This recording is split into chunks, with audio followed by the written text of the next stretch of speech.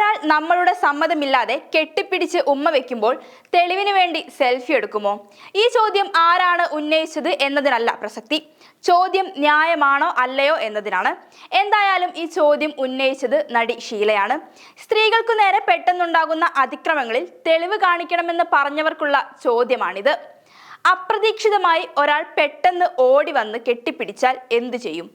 ഒരു മിനിറ്റ് ഒരു ഫോട്ടോ എടുത്തോട്ടെ എന്ന് ചോദിക്കാൻ കഴിയുമോ? ആരെങ്കിലും ചോദിക്കുമോ?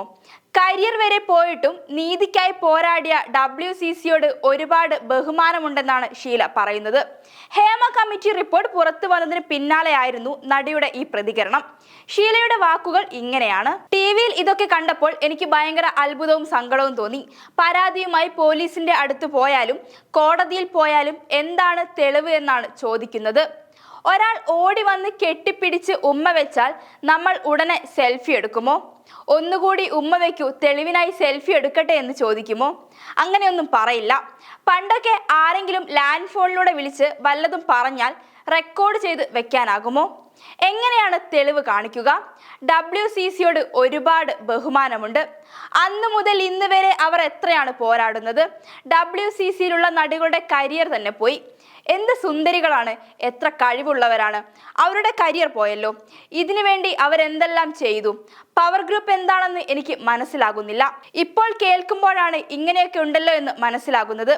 ഒരു നടിയുടെ ജീവിതത്തിൽ കയറി കളിക്കുക എന്നാൽ സാധാരണ കാര്യമാണോ?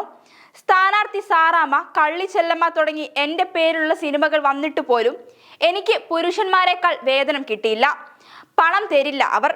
സ്ത്രീക്ക് പ്രാധാന്യമുള്ള കഥാപാത്രമുള്ള സിനിമയാണെങ്കിൽ അവർക്ക് കൂടുതൽ വേതനം കൊടുക്കണമെന്നാണ് ഷീല പറഞ്ഞത്. ഇത്രയും വലിയ ക്രൂരത സിനിമാ മേഖലയിൽ നടന്നിട്ട് പോലും അറസ്റ്റ് വൈകിപ്പിക്കുകയാണ് പോലീസ് എന്ന് തന്നെ വേണം പറയാം.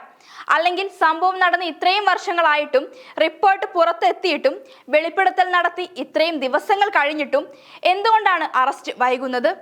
കുറ്റവാളികളിൽ പ്രമുഖരും പിടിപാടുള്ളവരുമുള്ളപ്പോൾ ഇങ്ങനെ പല കേസുകളും പൂഴ്ത്തിവെക്കാൻ ആർക്കും കഴിയും. പ്രതികളെ അറസ്റ്റ് ചെയ്യണമെങ്കിൽ വ്യക്തമായ തെളിവ് വേണമെന്ന് പറഞ്ഞവരുടെ കുടുംബത്തിലാണ് ഇങ്ങനെ ഒരു സംഭവം നടന്നതെങ്കിൽ എന്ത് തെളിവ് ചോദിക്കും? പീഡന സമയത്തെ ഫോട്ടോയോ വീഡിയോയോ ചോദിക്കുമോ? എങ്ങനെയാണ് പീഡനത്തിനിരയായ ഒരു പെൺകുട്ടിയോട് തെളിവ് ചോദിക്കാൻ കഴിയുന്നത്? എന്താണ് ഈ തെളിവ് കൊണ്ട് ഉദ്ദേശിക്കുന്നത്? ഒരു വൃത്തികെട്ടവൻ കാരണം മനസ്സും ശരീരവും തകർന്ന ഒരു പെൺകുട്ടിയോട് തന്നെ അയാൾ പിച്ചി ചീന്തിയതിന് എന്ത് തെളിവുണ്ടെന്ന് ചോദിക്കുന്ന സമൂഹത്തിൽ ഇനിയും ഇത്തരം സംഭവങ്ങൾ അരങ്ങേറുമെന്നത് നിസ്സംശയം പറയാൻ കഴിയും. ഇനിയും എത്ര നടിമാർ പ്രതികരിച്ച് രംഗത്തെത്തിയാലും ആരൊക്കെ എന്തൊക്കെ തുറന്നു പറഞ്ഞാലും പീഡന കേസുകളിൽ പോലും തെളിവുകൾ ചോദിക്കുന്നവർ ഇവിടെ ഉള്ളിടത്തോളം കാലം പ്രതികൾ സുരക്ഷിതരായിരിക്കും. അതാണല്ലോ നമ്മളിപ്പോൾ കൺമുന്നിൽ കണ്ടുകൊണ്ടിരിക്കുന്നതും.